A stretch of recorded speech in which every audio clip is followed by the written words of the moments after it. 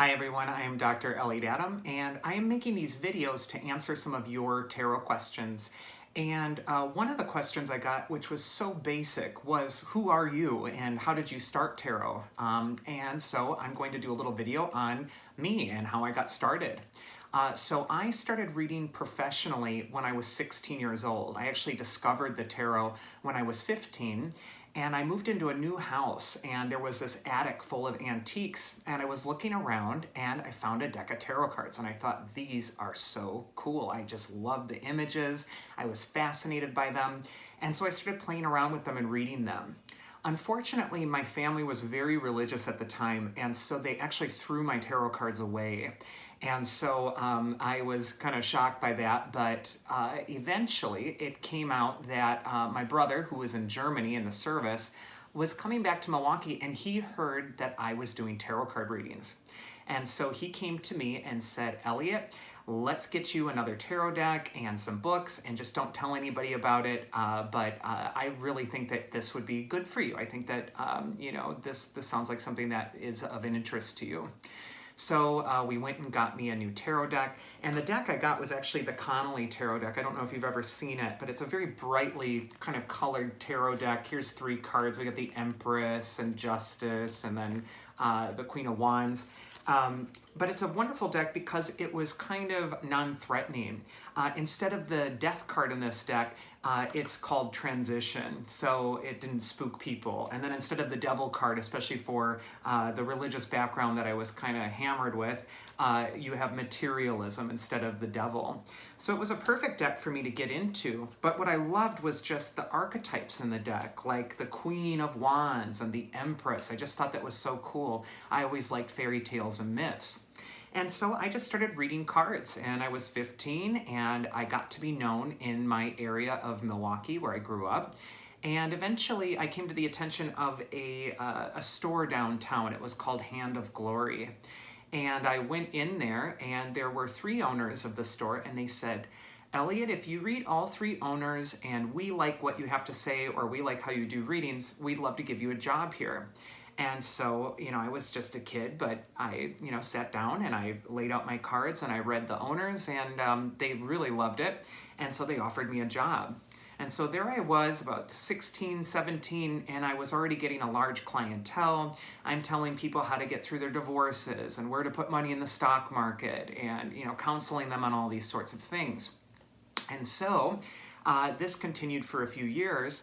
But when I was about 20, Hand of Glory had to close. The owner was having a baby, so she had to move away, and I was out of the job. So I thought, well, what am I going to do? I had all these clients. I was starting to be really successful.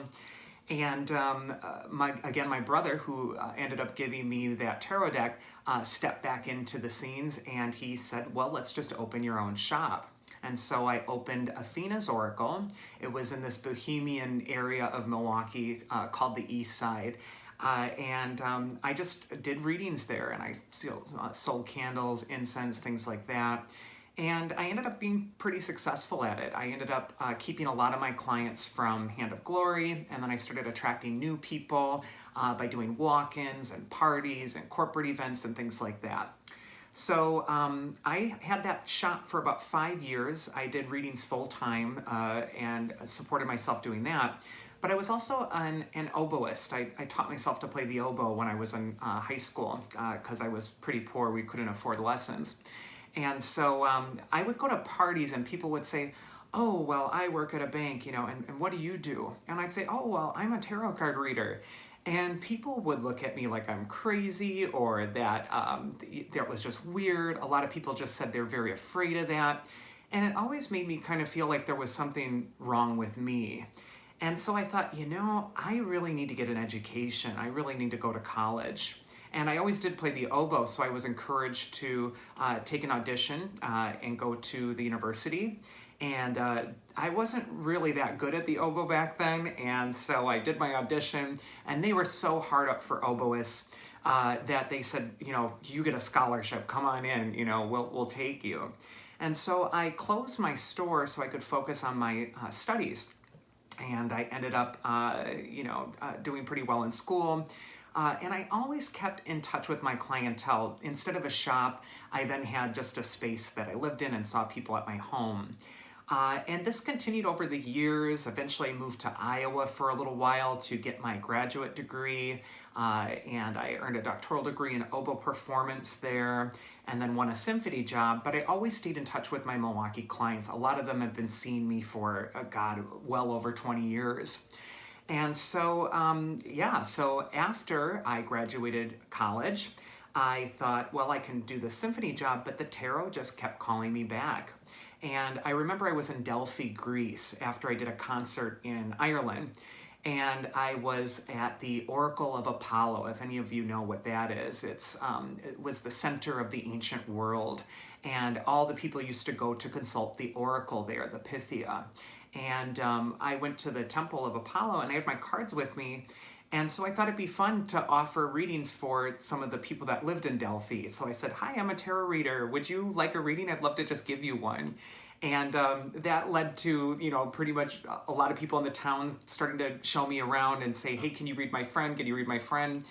And then that gave me this idea that it was time to return to tarot. So that was about 3 years ago or 4 years ago.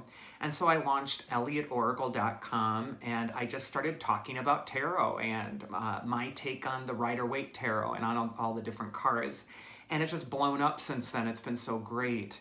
And I've been able to connect with more clients from around the world, which is wonderful because I was kind of just focused on my Milwaukee clientele up until then.